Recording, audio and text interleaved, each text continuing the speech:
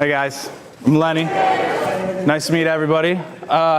First off, I'd like to thank Corey for conning me into this. This feels great.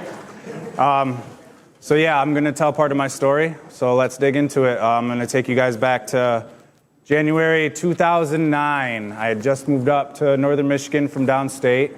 I was with this girl. Never really wanted to be with her, so I was feeling stuck at the time. But we were on our way to work. It's a blizzard at that time. Could hardly see. We're arguing. Don't really remember what it was about now, but whatever, that doesn't matter now. But out of nowhere, this black Tahoe comes up and just hits us head on. And I reach over to try to protect her, but it was too late. We got hit. So we slide down this hill, come to a stop. And I remember once we come to a stop, I looked over, and she's hunched over and just knocked out, right? And so I yelled. I don't know if I can say the F word, but I'm not going to anyways.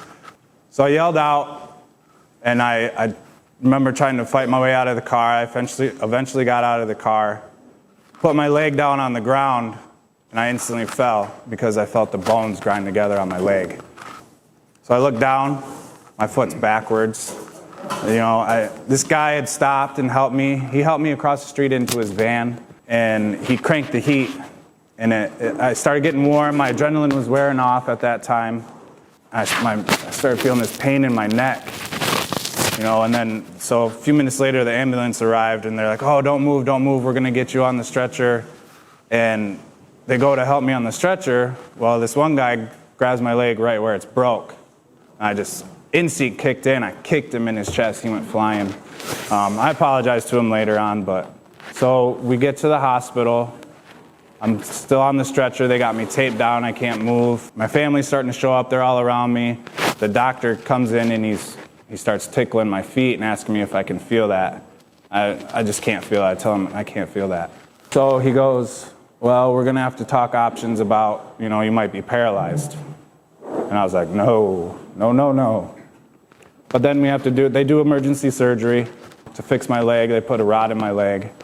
And once I'm out of surgery, I'm in the bed, and I'm just feeling so lost and hopeless at that point. I don't know what's going on with my girlfriend, with my child. I'm in pain. And they had me on an IV of morphine. That's the only thing I could control at that time. So I'd hit that button every 5 to 7 minutes. Didn't realize it then, but that's when substances took control of me. So I'm going to fast forward here. About a year down the road, I'm learning to walk again. I'm getting prescribed 80 Norco one week, 80 Percocet the next week, and that goes on for quite a while. I'm still stuck in that relationship I don't want to be in. Then I get cut off cold turkey, so I have to start finding stuff on the streets. I'm not being honest to myself or to her. And then I meet this girl that, she likes what I'm doing. We become addicted together, right? And I'm addicted to her. She's addicted to me. We're addicted to substances. Takes us down very dark places. We end up in Flint, trap houses, stealing left and right, ODing left and right. The last time I OD'd, I blacked out. Didn't know what happened to her at that time, but I remember I came to.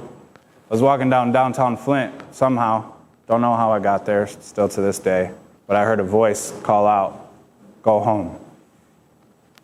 So, yeah, that's when I made that decision that I'm gonna make a change for the better and be the man I know I am and want to be again. Thanks, guys.